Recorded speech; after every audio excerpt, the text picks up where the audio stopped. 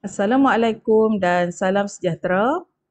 Saya Cikgu Siti Asmah binti Muhammad dari SMK Tunku Temenggung, PKG Pendang. Okey, video untuk hari ini adalah menyelesaikan masalah yang melibatkan simpanan dan pelaburan. Soalan untuk hari ini, Encik Ali menyimpan sebanyak RM5,000 di sebuah bank. Berapakah jumlah simpanan beliau selepas 2 tahun jika kadar faedah yang diberikan ialah A 5% setahun, B 6% setahun,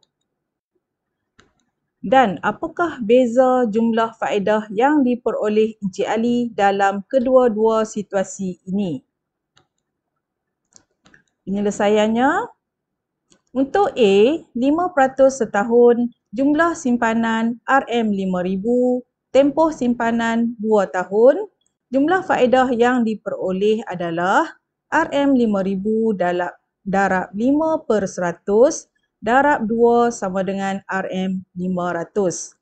Jumlah simpanan selepas 2 tahun RM5,000 tambah RM500 sama dengan RM5,500. Itu untuk kadar faedah 5% setahun. Untuk kadar faedah 6% setahun pula, jumlah simpanan yang sama RM5,000, tempoh simpanan yang sama 2 tahun, jumlah faedah RM5,000 darab 6/100 darab 2 dapat RM600.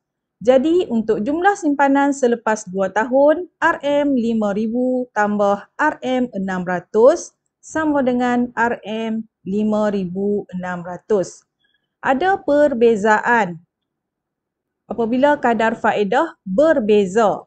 Walaupun jumlah simpanan yang sama, tempoh simpanan yang sama, dia punya jumlah simpanan selepas 2 tahun berbeza. Okey. Beza jumlah faedah yang diterima adalah untuk kadar 6% dapat 600, tolak untuk 5% setahun RM500, maka beza di sini adalah RM100. Kesimpulannya di sini, berdasarkan soalan di atas, bagi prinsipal yang sama, apabila kadar faedah bertambah, maka jumlah simpanan akhir juga akan bertambah. Kita berjumpa lagi di video seterusnya. Sekian, terima kasih.